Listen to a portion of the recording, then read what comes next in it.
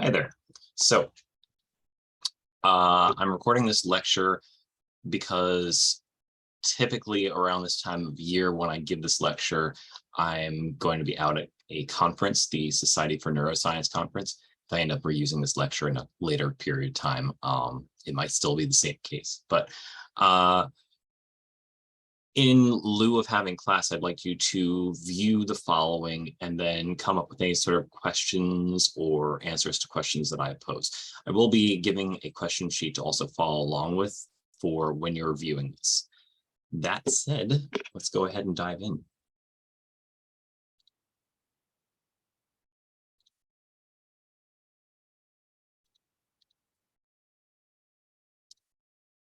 So, drugs, lovely. I bring up this topic because it's an interesting topic for a lot of students, mostly because it's taboo in some cases. The legislation is very contentious, as you might imagine. There's a lot of new research coming out about it. There are a lot of problems caused by drugs. No matter what sort of perspective you're coming from, drugs are something that is an interesting topic. And we're going to dive into some of the neurological stuff, some of the psychological stuff, and then some of the mechanisms behind how addiction works. And then beyond that, both the clinical benefits and the legal restrictions. So let's take a go at it. First, drugs are substances that are not usually produced within the body. So these are exogenous, that's exogenous, as opposed to things that the body does produce normally that are called endogenous. So exogenous substances, sometimes derived from plants, sometimes synthesized through a bunch of chemical reactions. These are substances that can interact with systems in our bodies. And we call them psychoactive or neuroactive whenever they affect the brain and or the mind. Now, a lot of these drugs that affect mental functions, they act on specifically neurotransmitter systems. So those of glutamate, GABA, acetylcholine, serotonin, dopamine, go down the list. And it's true, some drugs might have very specific targeting. They might particularly target one neurotransmitter's function. However, even if we were to classify, let's say, drugs that work on the dopamine system as, quote, dopamine drugs, it's usually instead the case that they don't just target one system. In fact, it tends to be more the exception rather than the rule that drugs are specifically targeted to just one neurotransmitter system. Inevitably, as some dose, they'll start affecting another one or two or five. So drugs can be somewhat nonspecific. Some of the messier drugs tend to be very nonspecific. Alcohol is definitely one example. So even the idea of classifying drugs by their neurotransmitter system might not be so helpful. Like calling something a dopamine drug might not really give a full encompassing of all the things it can do.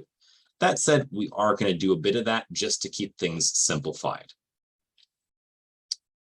It's worth noting that some drugs don't actually act on the neurotransmitters themselves. It could affect the receptors. It could affect ion channels, like the sodium channels that are used in action potentials. We saw one example in the motor segment having to do with tetrodotoxin, a toxin made by pufferfish or blowfish that could stop neurons from turning on. That can count as a drug in some contexts. And even other drugs might just bypass acting on neurons in general, and they could just affect how neurons grow or shrink back their connections. And it's also worth noting that drugs is a very broad term. I'm applying it very broadly. Not all drugs are the addictive sort. Not all drugs are prescription. Not all drugs are illegal. It's a pretty vague term. Let's take a look at some of the ones that are perhaps the most interesting, though. But before we can do that, we have to look at the mechanisms by which they operate. So there are some ways that drugs can work. One of them is just binding to the neurotransmitter receptors. So drugs can act just like the neurotransmitter and bind onto a receptor. Examples that we've talked about a few times in class already include things like nicotinic receptors, called such because they receive nicotine. Acetylcholine normally acts on them. That's what our bodies produce, but an exogenous chemical like nicotine can also activate them. And so the simple version is where a chemical activates the receptor, and so it acts much like the neurotransmitter does. We would call this an agonist. And so if it does the same thing as a neurotransmitter or even does it better, that would be an agonist on that receptor.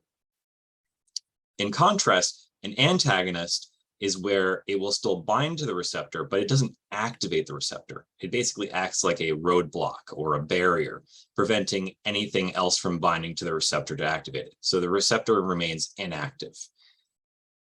Now, I don't want to go into the idea of inverse agonists. There are drugs that work in this way. Some even are used as opioid addiction treatment medications, but that's a little bit outside the scope of this class. However, going for the receptor is not the only target that drugs can take. Some other examples include binding to the reuptake transporters. They are called such because they suck neurotransmitters back up into the terminal. So we've seen this diagram of the axon's terminal that spits out the neurotransmitter packages, the receiving postsynaptic neuron's dendrite that has all the receptors.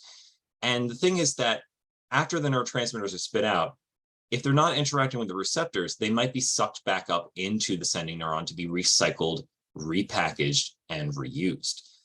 And so in order for this recycling to happen, the thing that slurps them back up for reuse is this reuptake transporter. But if we block it, that will cause neurotransmitters to hang around in the synapse more often or for longer periods of time, increasing the likelihood of them bumping into the receptors and turning them on. Basically, we're cranking up the neurotransmitter signal when we block one of the methods that it gets cleared out of this space. There are, however, drugs that don't just block this transporter, they actually reverse it. So they'll take any free-floating neurotransmitters that exist inside the synapse and start shooting them out, like kind of instead of sucking water up through a straw, trying to blow through a straw would be the reversal. And in this case, it's an uncontrolled release. It's constantly releasing a stream of neurotransmitters out of the terminal instead of waiting for packages to get the signal to release from an action potential and then discretely spitting them out one or a few at a time. This just is resulting in a stream of neurotransmitters coming out when we reverse the transporter. Some drugs do this. There is another target in which enzymes are also lurking here in the synapse. And so we have those illustrated in these purple shapes here.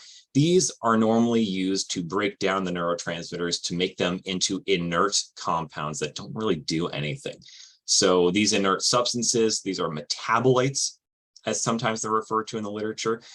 These substances basically are just the broken down versions of neurotransmitters, can't bind to receptors anymore, don't have activity for the most part. However, drugs can block these enzymes. They can stop these enzymes from working. For people who are wondering where this silly picture is from, this is an enzyme that's taking its nasty little fingers and gobbling up the neurotransmitters. This is from Stahl's Essential Psychopharmacology book, and they have a lot of fun illustrations for a topic that's kind of very technical. But by blocking these enzymes, drugs can, again, have another means to keep more neurotransmitters in the synapse and thus boost the signal overall that those neurotransmitters have. Now that we've gotten some mechanisms out of the way, let's talk about some specific classifications. And these classifications I've kind of picked arbitrarily, but mostly because of the most prominent aspects that these drugs take. Drugs that boost the dopamine system by either increasing dopamine output or binding directly to dopamine receptors. Based on what we've seen so far in the course, we can see that it makes sense that they increase our ability to attend to things, so sustained attention, sustained focus on certain tasks, as well as increasing motivation to do various things. But certain dopamine boosters, when abused, they can do this to a pathological degree. One example would be methamphetamine, which is something that boosts the dopamine system a little too much. And so this can be a pathological level of focusing or motivation. People can focus on very unimportant things for several hours while under the influence. And as for motivation, one aspect of dopamine booster drugs and how they increase motivation is by increasing the perceived reward of things. In other words, before drug, you'll have an idea of how rewarding something is. When you're on drug, something will become even more rewarding, or especially rewarding when it wasn't before. So it will inflate the sense of accomplishments or inflate the sense of rewards of various things. And so we could see how this might cause some problems. It might cause somebody to have a different perspective on their own accomplishments and their own doings. So the fact that you can feel like you're accomplishing a lot, that in particular can make them psychologically addictive. The idea of like being able to do more with focusing attention and having more motivation to do things, thus having more energy, that too can make them psychologically addictive. For the drugs that include this category, that are included by this category, there are cocaine, methamphetamine, even Adderall. And it's not to say that these are all equal in action. These are all things that boost the dopamine system, but they boost it to different degrees for different lengths of time. And it does depend heavily on the formulation of each of these chemicals, whether it's instant release or slow release. So all of these tend to target the dopamine transporter in some way. Of course, for posterity, I included a picture of Breaking Bad because anytime methamphetamine is mentioned, kind of makes sense that this would go along with it. As for another classification for drugs, drugs that act on the serotonin system are kind of interesting and a bit nuanced. They're much more varied. Now, serotonin has been associated with mood. One thing that we'll see later on in this course is that the data going on with SSRIs doesn't really cement the idea of, oh, elevate serotonin, ergo elevate mood. It's not that simple. There is some involvement with mood, but it is very complicated and unclear, even despite a lot of research over the decades. That said, there are some interesting mood effects that serotonin drugs can have. Another thing worth noting is that a lot of serotonin acting drugs might actually not be addictive, and in particular, some of them might have anti-addictive qualities.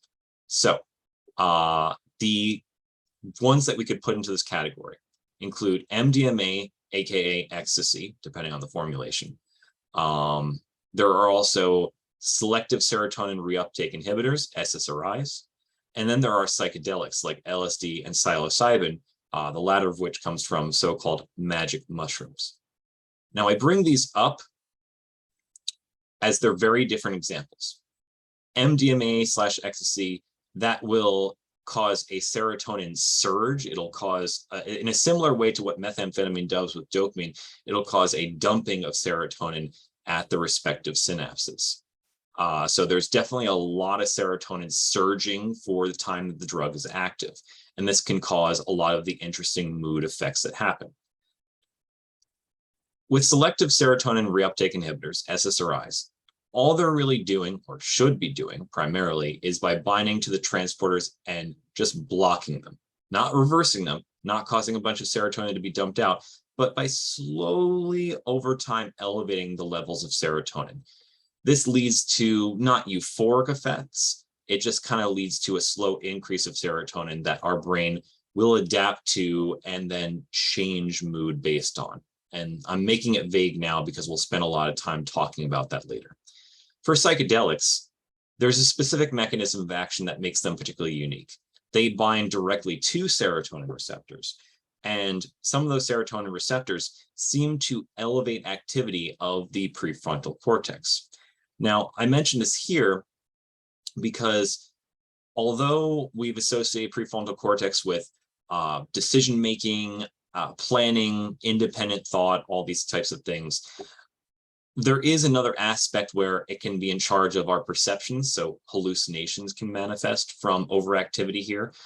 But overexcitation might also resolve certain psychological problems. So psychedelics are a recently looked into method for trying to resolve certain psychological disorders in this manner. Again, stuff we'll talk about later. Yet another classification, opiates. This is not to be confused with opioids. So usually we refer to opioids in the public sphere. I tend to say opiates. The oid things, anything ending with oid, usually should apply to things produced by our own bodies, chemicals produced endogenously. An example would be cannabinoids.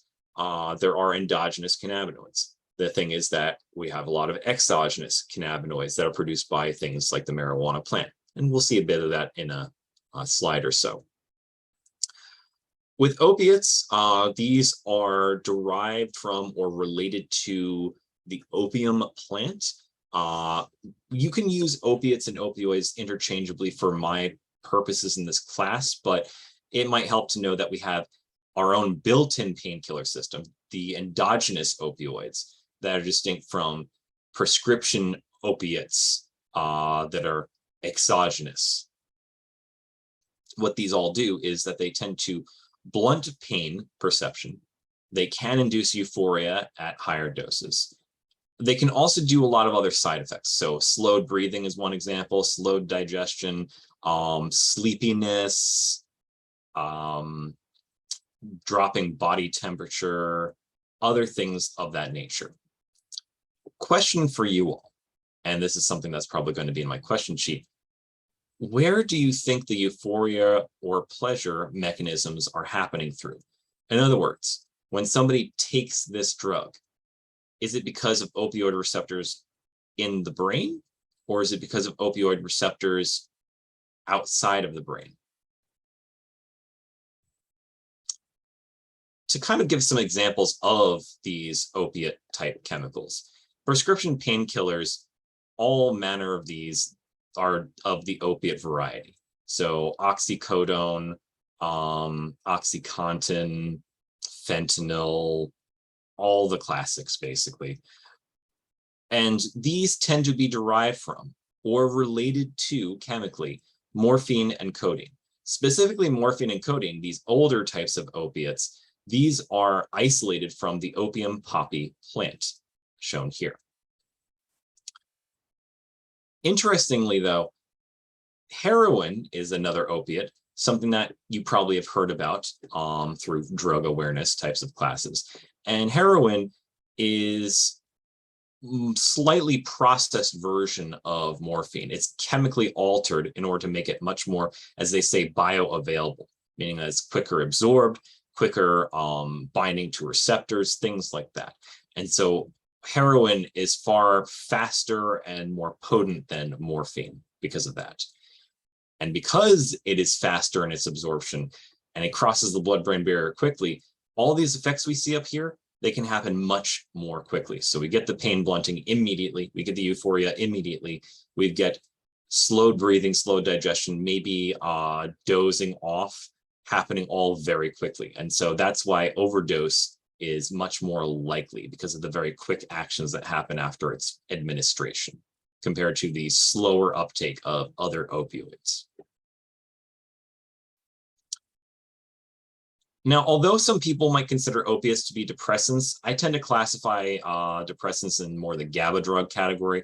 Again, this is a bit arbitrary. Opiates do have depressant type functions, like the idea of slowed breathing, slowed digestion, slowed consciousness, things like that. Those are depressing type qualities that drugs can have. The depressants I want to focus on here, though, are things that work on the GABA neurotransmitter system. And so these generally aim to suppress neuron activity.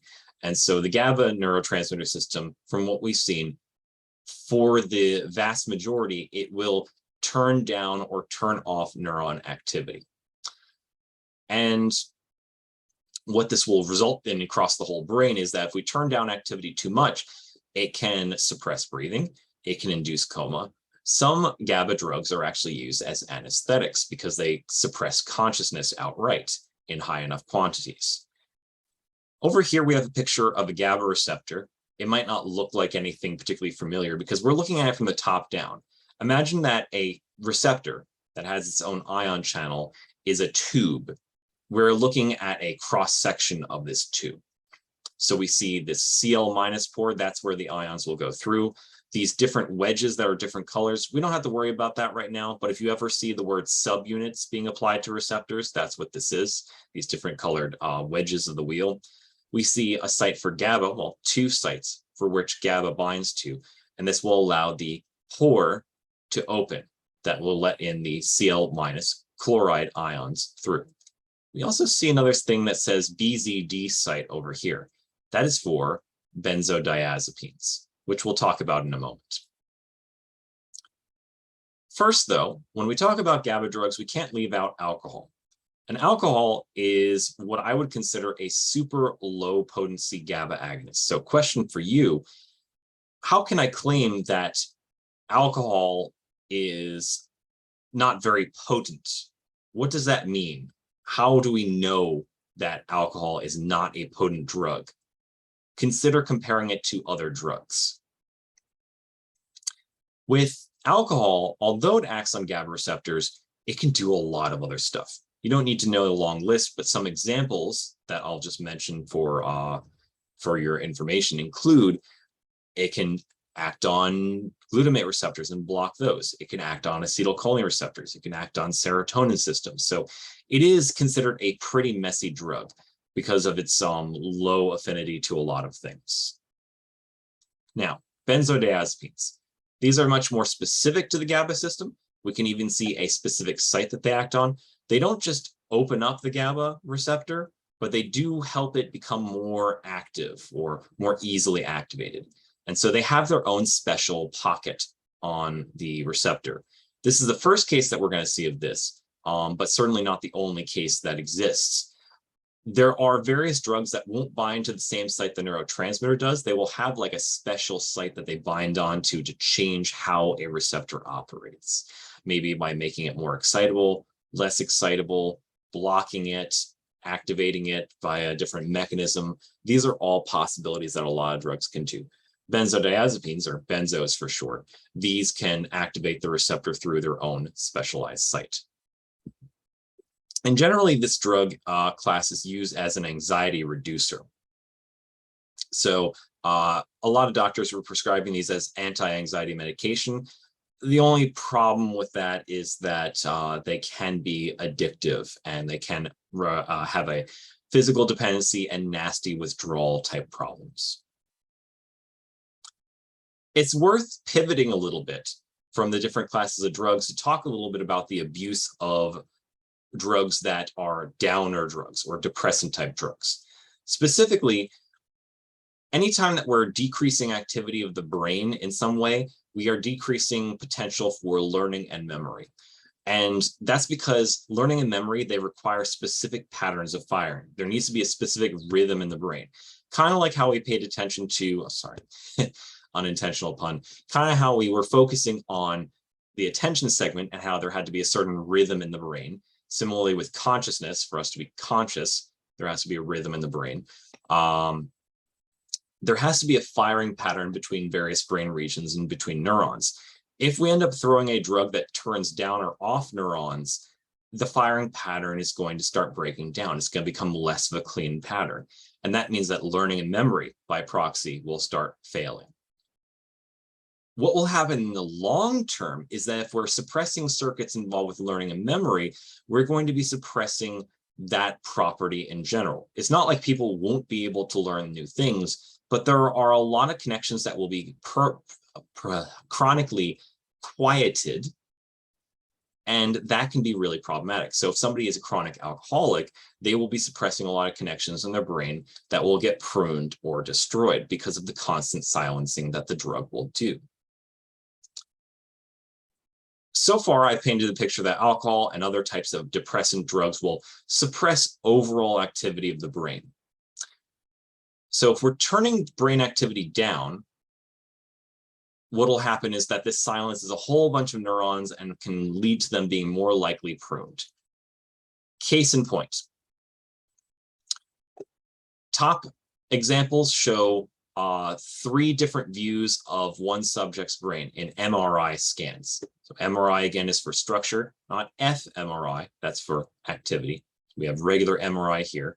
We've got side view, front-on view, and top-down view. Now, I'm probably going to have the question in my question sheet. You'll have to note which of these views is which. In other words, one would be a sagittal, one would be a horizontal, one would be a coronal. You'll have to pick which is which. Regardless, this is the same subject for the top 3 panels. This is a control subject. Normal brain structure, this is what it looks like. Bottom 3 panels, somebody who has been a chronic alcoholic for years. Alcoholic meaning that they are drinking enough to get drunk on a perpetual basis. And in order to drink enough to get drunk, it also implies that they already have a tolerance and they're still drinking past that tolerance in order to ensure inebriation. So we have a few features. Some of them are subtle, other ones are not. There's thinning of the corpus callosum, the main fiber tract that connects the 2 big hemispheres of the brain. So we have thinning of the major highway that connects the 2 hemispheres, meaning that there's less communication between these 2 hemispheres. For this front-on view, we have enlarged pockets in the brain. These fluid-filled pockets normally exist, but when they're enlarged, it's not often due to swelling of the fluid, but instead receding brain areas that are next door to them. So the brain is receding to some degree. And additionally, we have these fissures that, again, normally exist in the brain, but they are much deeper and cavernous compared to the control brain, meaning that the gray matter of the brain, of the cortex in particular, our thinking and perception parts of the brain, is shrinking back from chronic alcoholism. So these are some long-term consequences of using downer-type drugs. And this is not restricted just to alcohol. This can apply to other drugs that are abused in the long term that depress nervous system activity.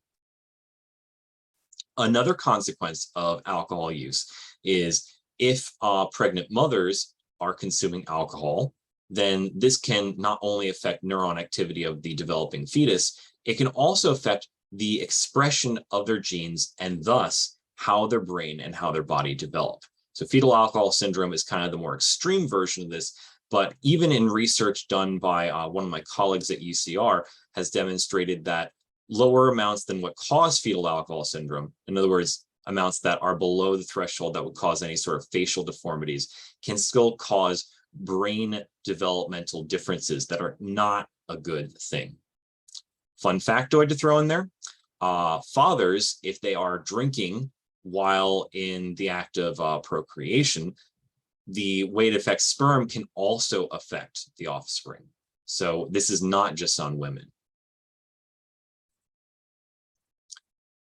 Pivoting back to other drug types, we're going to wrap this up with 2 more categories. Glutamate drugs being one of them. So glutamate is considered a major or the main excitatory neurotransmitter of the brain. We've talked about how some receptors might be inhibitory, but generally if you put glutamate on a brain region, you're going to turn it on. There are some drugs that block glutamate's actions. So these drugs in particular, PCP and ketamine, these are meant to block glutamate receptors. Interestingly, they have a history of use trying to be like a special type of anesthetic, ones that don't outright turn off consciousness immediately, but instead can stop connections between sensation and perception. However, at certain doses, they can also cause hallucinations and delusions, and long-term abuse can cause some brain damage type problems as well.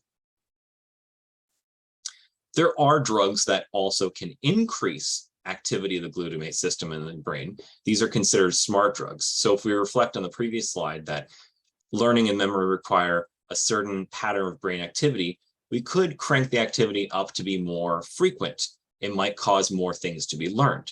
That can be the case. The problem is that when we increase the glutamate activity in the brain, although people can be learning things better, remembering things better, there can be consequences. Certainly, there is more potential for seizures. If you overactivate the brain too much, it'll just cause a runaway effect. And additionally, overactivity has been known to cause hallucinations if we increase the glutamate system too much. The other drug class that I'm going to wrap up with our different classes is cannabinoids.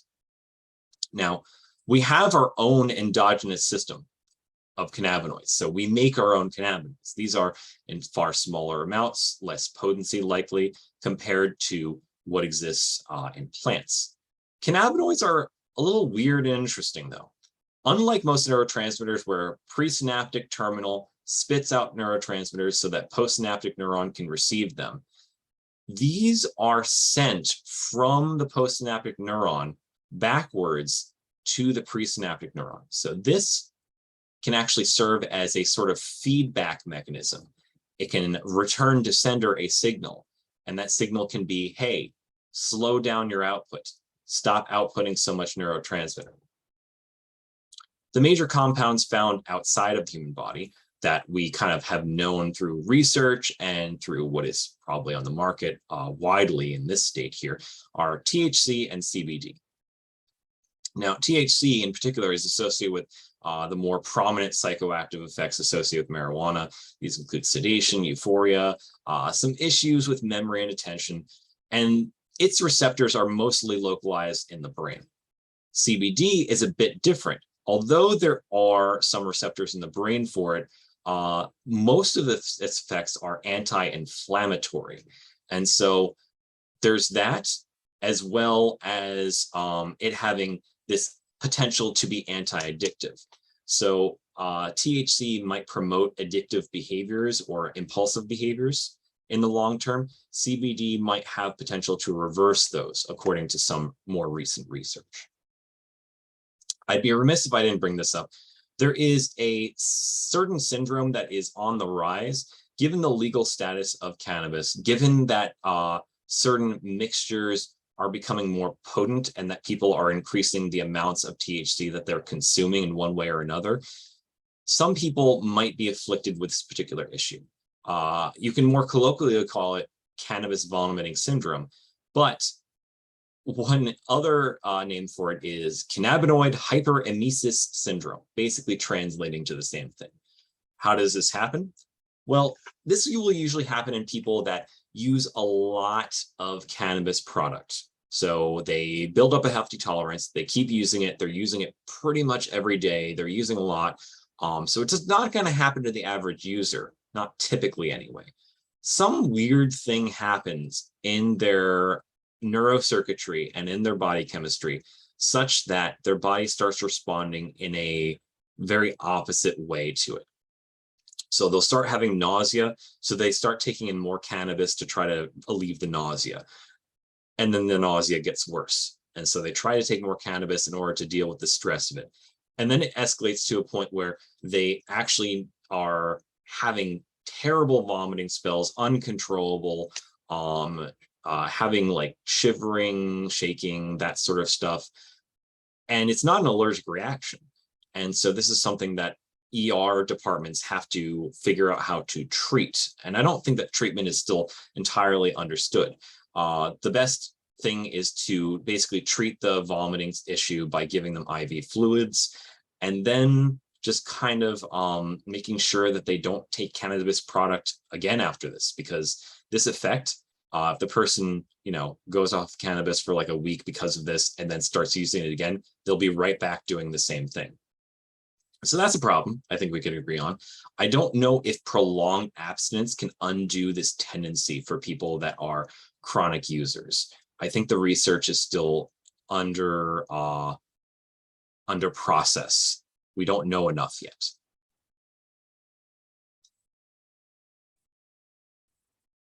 So to kind of take a transition to a different aspect of drugs, let's talk about addiction. And let's talk about exactly what happens in addiction mechanistically. We can define drug addiction as involving escalating intake and cravings when the drug is absent. Addiction can have a few other terms that relate to it.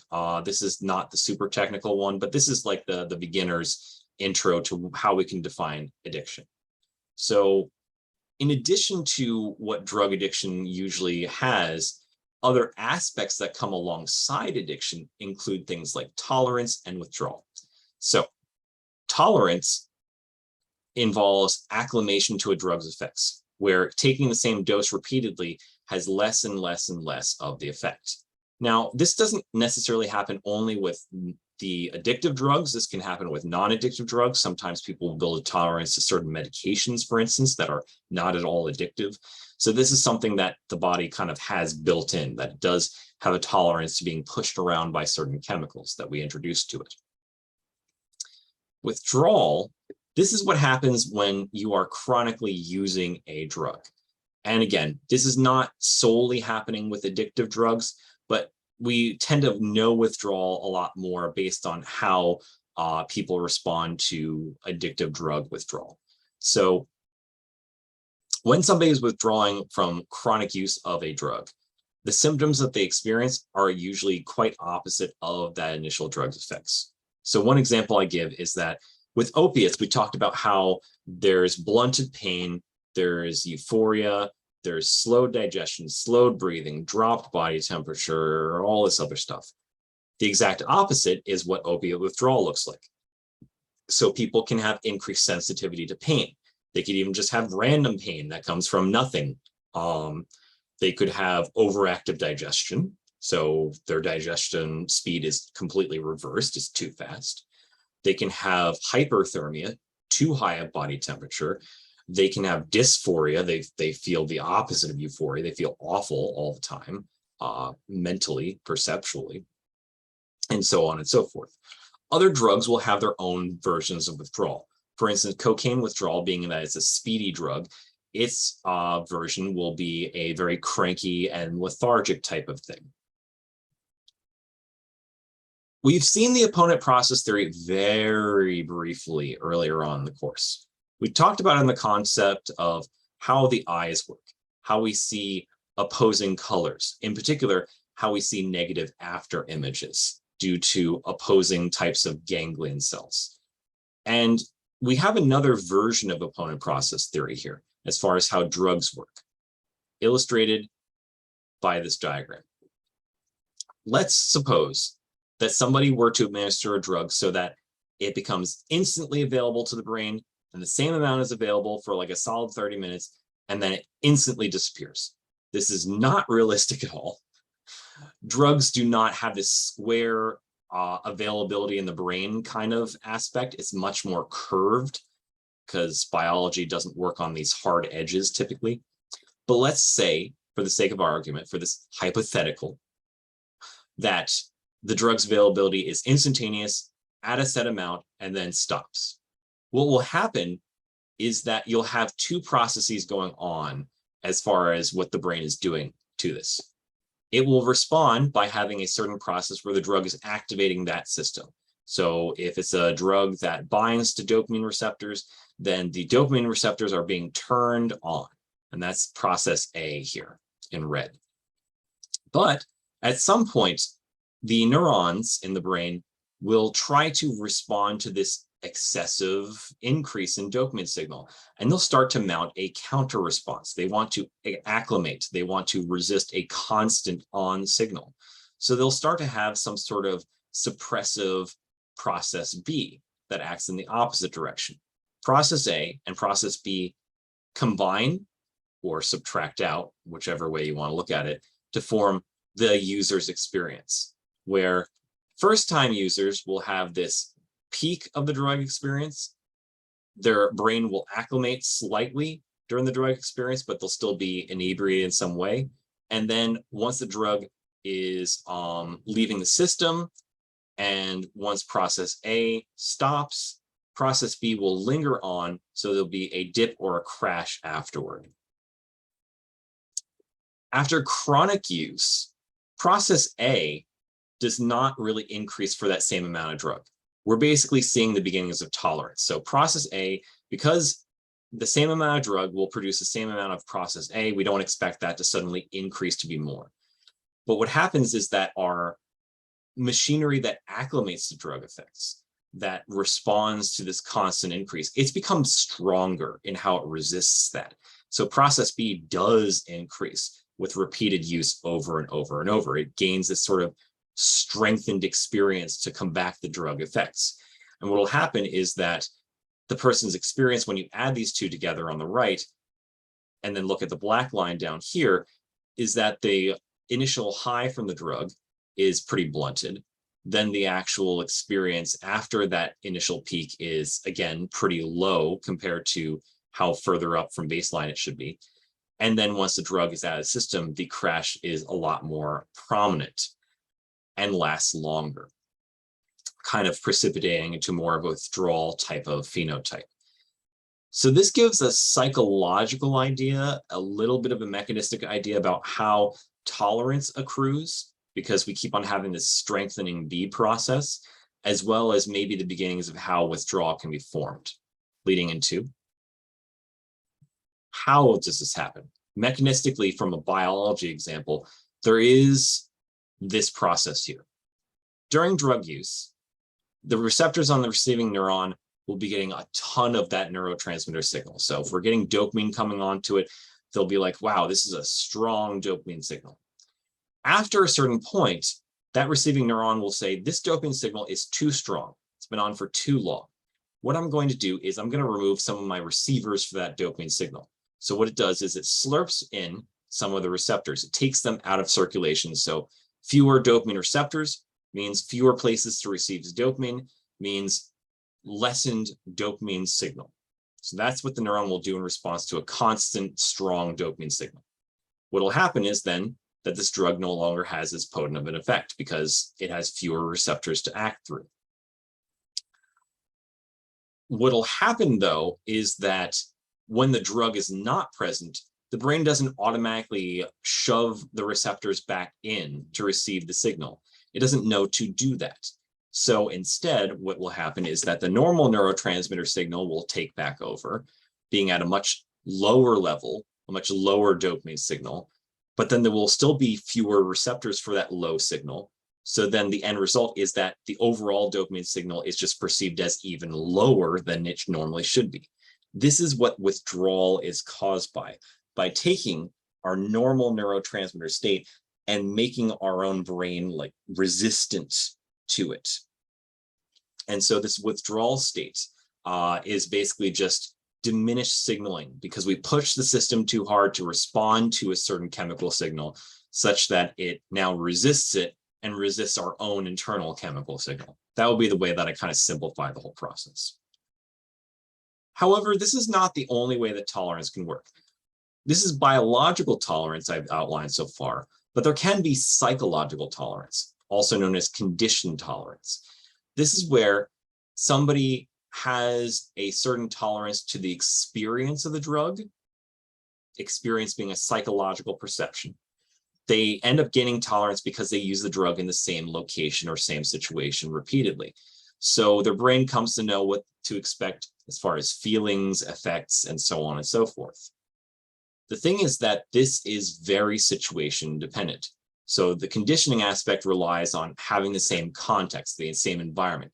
So to give an example, this would be shooting up heroin in your friend's house over and over and over. Hopefully none of you are doing this.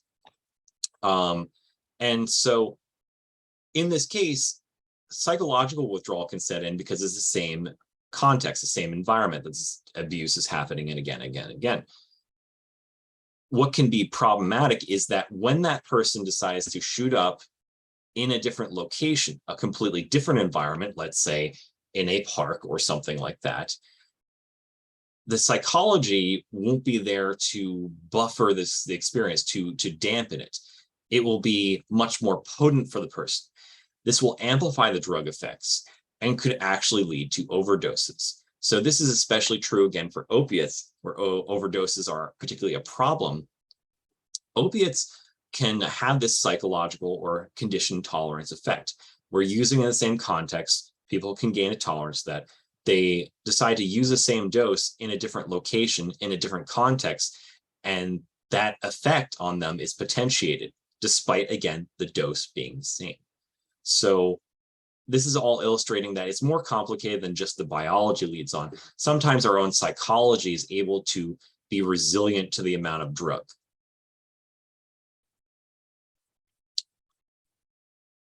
Let's look at how the brain changes in the long term. We're going to shift gears and talk about stimulants. So psychostimulants include things like cocaine, amphetamines, etc., things that act on the dopamine system. Generally, with those types of stimulants, the brain is in an upper state, a more activated state, but this will usually be accompanied by some sort of crash state where the brain becomes underactive in certain ways. This is when the drug washes out of the brain receptors have compensated partially, and the person just feels generally cruddy. From what we've seen with tolerance, we see that somebody's brain will eventually compensate to this constant chemical signal, and it will have a resisting B process to counteract that. And so chronic users may need to actually keep taking the drug to maintain what is a normal level of functioning, so they're not in a constant withdrawal state. Now, let's take a look at what happens with brain activity when somebody is in a withdrawal state or is in prolonged abstinence. Right here we have PET scans. This is a top-down view. Again, I'll ask you what that translates to, what the name for that is. But in a normal brain, this is what the brain activity would look like. And so the hotter colors, the more yellow and red colors mean that there's more brain activity. And so this is dictated by the PET scan detecting where radioactive glucose has been taken up by the brain, our proxy for the brain being active in those zones. In somebody who has been a chronic cocaine abuser and has stopped for 10 days, they're basically like maybe a little past withdrawal state, this is what their brain activity may look like.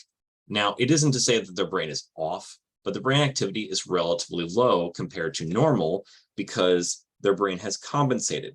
It has compensated for being up so much that its normal state of activity is just lower. And so we now have this default where when we take the drug away, its new normal is just low, and it doesn't immediately bounce back up to this brighter normal state after 10 days. And even after 100 days, you might say that, yeah, when we look at the picture down here compared to the picture up top, that doesn't look quite back to normal. So that's something to consider, that for somebody who is a chronic cocaine abuser, if they stay off cocaine for 100 solid days, this is what brain activity may look like. Let's think about some more causes of addiction, though. We have an idea of tolerance. We have an idea of withdrawal. We know that some people might, for some reason or another, try to stave off withdrawal with more drug use. So that first one is definitely a key thing that can cause people to stay on drugs. Avoidance of physical withdrawal symptoms, not wanting to deal with the shivers, not wanting to deal with hot spells or overactive digestion or whatever the drug's withdrawal symptoms are. You could argue there are psychological withdrawal symptoms that come with certain drugs. Now, addiction, you could say maybe that's caused by euphoria effects of the drugs. Maybe the drugs are so euphoric that people don't want to quit them. That could be true.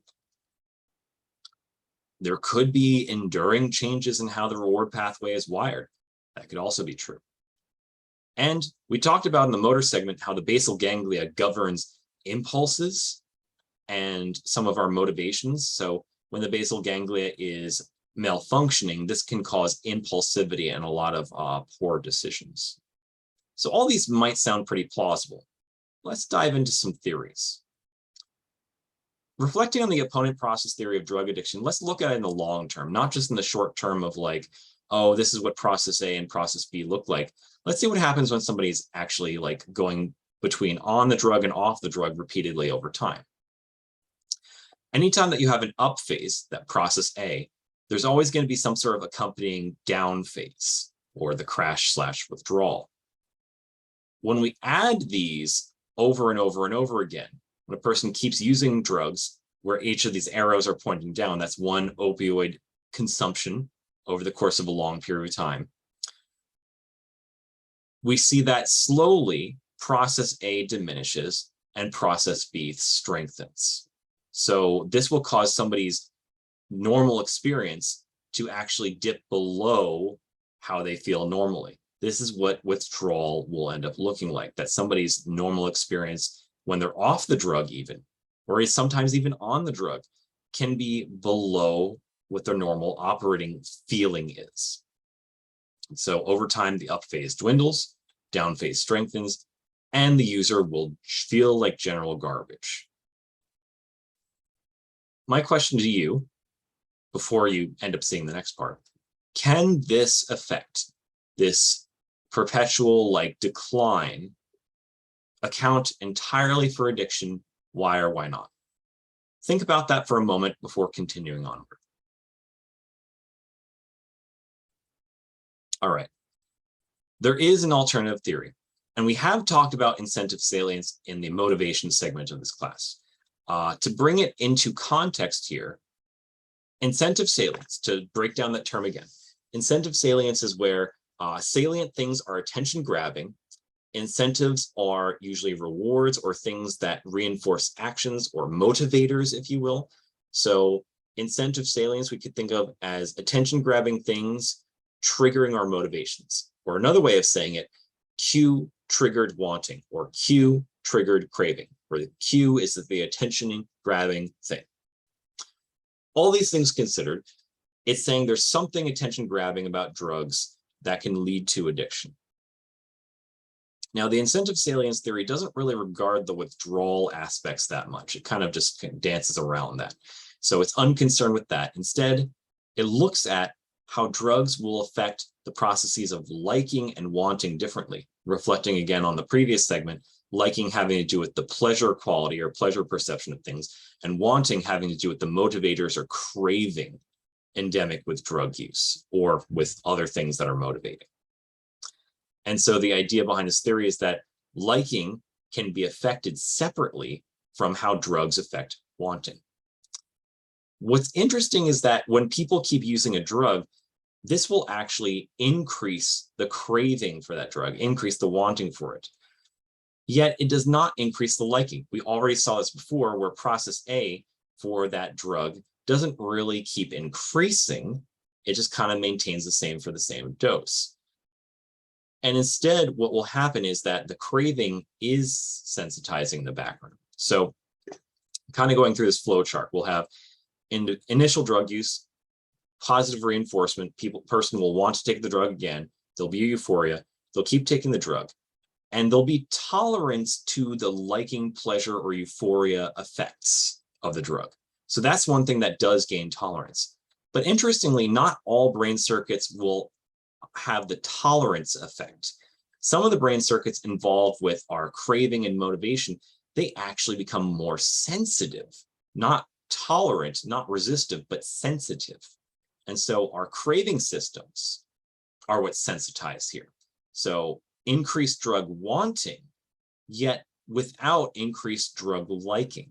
So in other words, our cravings become untethered from our liking when we are a drug addict. And this is kind of unfortunate because you're getting a lot less bang for your buck. You're getting much more craving. And the craving, the worst part about it is that it sticks around. Cravings still exist even after prolonged abstinence. This can explain the nature of relapse.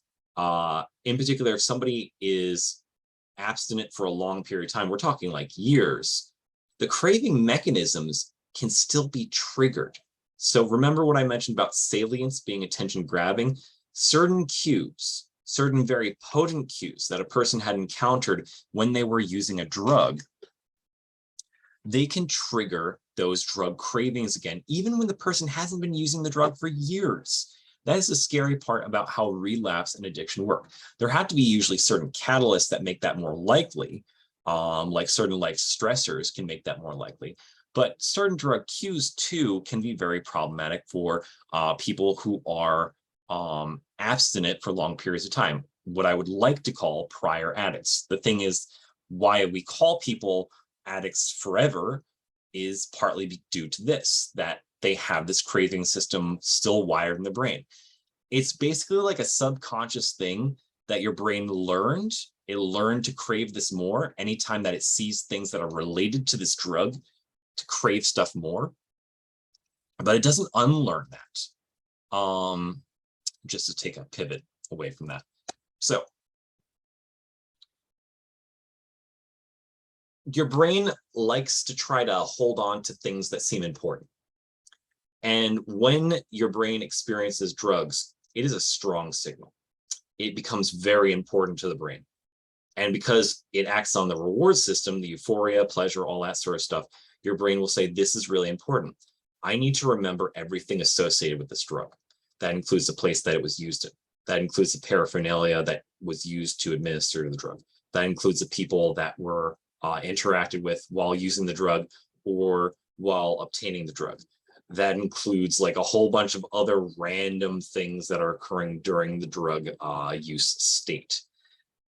So those can all count as cues then. Any sort of stimulus that is happening around a person that is using a drug, administering a drug, under the influence of a drug, those can become cues that the brain ties to the drug, associates to the drug. And thus, as I mentioned before, cues can trigger remembrance of the drug and thus wanting of the drug. So certain cues may not even consciously trigger it. It could be on a subconscious level where somebody might see something, not even know the association consciously, but subconsciously the brain recognizes as, oh, that was related to this drug. Oh, I remember this drug. I really want this again. And that's what really sucks about it. Because when your brain learns something super important, we can kind of attest to this anytime that we've learned something that's been super impactful in our own lives, like regular lessons, like an event happens, some sort of thing happens in our lives that was like really intense, or some sort of information we learned from a class was super important to how it changed our lives. That stuff our brain just locks onto because it says that was really important. And our brain doesn't just unlearn it. So then the question ends up being that if drugs work on the same system that our brain says, this was really important, I'm never gonna unlearn this. How do we force the brain to unlearn something that was subconsciously learned? This is the problem behind trying to resolve drug addiction. Now, it's more complicated than that. There are definitely societal factors that lead to drug addiction, but it's tricky. It's really tricky because like you could try to resolve a lot of the socioeconomic things, like get somebody out of poverty, make sure they're not homeless, make sure they're not stressed out by like social situations, political situations, climate things, whatever. Try to remove all the stressors. And that will make the person much, much, much less likely to relapse. But that isn't to say that the craving mechanisms have ever disappeared completely. If you put that person in a super stressful situation again, the craving mechanisms might be still triggered easily by those cues popping up again in their life. And another thing that might kind of put things in context is that people who go to addiction programs, they may learn to move to, well, firstly, they may be instructed to move to a different location, like just move out of town, and not interact with anybody they used to interact with anymore, and not do any of the things that they used to do anymore that were kind of things that they did while they were on the drug. And that's because all those count as drug craving triggering cues. So basically all the people that they used to be friends with, they can't be friends with anymore because there's a risk that they could relapse because the people, their old friends, are now cues. The place they used to live in, the parts of town they used to visit, those have become cues. And so for people that are addicts, they have to do this like whole thing where they uplift their life and then just start over in some ways when it's really bad. And so that's why there's a lot of research looking into how do we reverse those craving mechanisms. Now, certainly we could try to resolve a lot of those societal ailments, and I do think that's the more fruitful angle, but it does not get rid of those underlying learned mechanisms the brain just wraps onto so hard.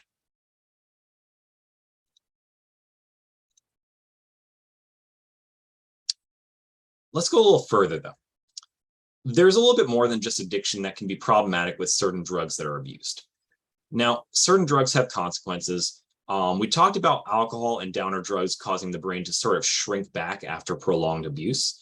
There is another type of issue that can happen with drugs that reverse the reuptake transporter. That example I told you with the straw spitting things out rather than sucking things in. What will happen is that when you have such an uncontrolled release of neurotransmitters, it'll actually run down the internal stores that an axon has of neurotransmitters. Now, it can produce more, but it doesn't just have all that stuff on hand. It just has lost all of its stockpile so quickly. It's all been dumped into the synapse that now it has to make more, and it'll take time to make enough to retain normal function. What this will do is that in people that have transporter reversing drugs, it can cause burnout type effects or severe crash states where even after the drug is long out of the system, the nervous system is having to recover its chemical levels over a long period of time, causing what looked like prolonged times of crash states. I have concerns about what ketamine and PCP can do in the long term. It is used in animal models, like mouse models, in order to create schizophrenic type behaviors in mice. So when mice are chronically given ketamine or PCP, it can cause things that we've related to schizophrenia. What does schizophrenia look like in a mouse? We'll see that later, and it is contentious to some degree, but we do have to model these psychological disorders somehow in order to figure out appropriate treatment avenues. So if they can do that in mice, they can do that in people. There are cases where when people abuse ketamine or PCP, they can have enduring problems. They can have things that are similar to schizophrenia. They're not going to be exactly the same, but they are going to be long-term problems because of how it can rewire the brain and things that we've studied in relation to this. Now, to preface though, that there are some ups to ketamine having to do with its use for depression treatment. And I think that's a bit different from ketamine abuse. Here, ketamine abuse can cause rewiring the brain that could be not good. Ketamine administered on rare frequencies for depression, that's a bit different, where somebody's not using a ton of it every weekend or something like that. Another aspect of downer drugs, particularly GABA drugs, the withdrawal from it can be particularly problematic. The way that this happens is that when people are taking a downer drug, the opposing process the brain mounts is by trying to make itself more excitable. So if a person's chronically under the influence of alcohol, the brain's trying to resist that by cranking up its own internal activity. And so it's trying to combat the suppressive hold of alcohol by becoming more excitable, and it evens out to like a semi-functional state. If somebody has been a chronic heavy alcoholic and then quits cold turkey, just doesn't have alcohol for like 3 or 4 straight days, they risk dying. They can have lethal seizures because the seizures can be so bad that it interrupts activity of life-sustaining brain regions. So in the milder forms, it can cause hallucinations and delusions, but beyond that, it can cause seizures and it can cause death. So what'll happen is that, again, the brain trying to become more active to resist the alcohol, if we take that alcohol away, we've now unleashed this activity. It becomes far too much for the brain to handle anymore without something to suppress it. And that's what leads to this excessive activity in the form of seizures and all these other problems. So this is just a list of certain drugs having their own particular consequences, that it's not as simple as addiction, that they can cause their own issues when abused. Let's switch it to a lighter side then. How can we use these things therapeutically? Some of them we still can. Obviously, optional readings, but some of you might be interested, and you'll notice that these articles are even still a bit old, so things might have moved a lot from when these were published. One example is how MDMA, ecstasy, can be used to treat PTSD or try to resolve at least the symptomology of PTSD by causing the brain to rewire itself in interesting ways in how it uses emotional systems to react to certain stimuli. I mentioned ketamine being used for treating severe chronic depression. This is where somebody will go in maybe every 3 to 6 months to have a ketamine administration, and it will cause a remission of severe chronic depression. Doesn't work for everyone, but it is a treatment that is becoming more prevalent. Some of you might have heard of psilocybin, ingredient from magic mushrooms, being utilized to treat depression as well. And that might become a more viable option as far as trying to treat depression in a much more long-term enduring way. And of course, cannabinoids. Certain studies have actually suggested that cannabinoids might be as effective as painkiller opiates without the overdose risk nor the withdrawal and addiction risks, at least to nearly anywhere near a sphere degree. The other cannabinoid, cannabidiol, CBD for short, that has been used for a whole bunch of research and trying to figure out treatments for disorders. It has been applied to trying to ameliorate anxiety. It is moderately to minimally effective for that. Mileage may vary. It is used for trying to treat disorders where there's too much inflammation, an overactive immune system. It does seem to be helpful for some of those. How it works in the brain to treat certain neurological problems, we're not fully clear of, at least last time I looked into it. Now, all this obviously implies, oh, let's research it more. That is subject to legislative restrictions, so the law. Let's talk about the law. Question for you to start off with. This is something that might warrant a little bit of outside looking on the web. When the DEA schedules a drug, this is not like, oh, scheduling something in a calendar. Scheduling is like a certain categorization that they do. It's like, basically we could call it drug categorization instead of scheduling. But when they say drug schedule 1, drug schedule 2, so on and so forth, they mean a certain category. So what I'd like you to do is to answer this question, look a little further into what each schedule means. So what does it mean if a drug is schedule 1? How are drugs, quote, scheduled, end quote? Other things to consider, what are the pros and cons of scheduling? This is something that we'll elaborate on in a second. Does the scheduling always make sense? This is what I'm going to answer on. So methamphetamine. People can become addicted to it. It's a problem in certain parts of the country for sure.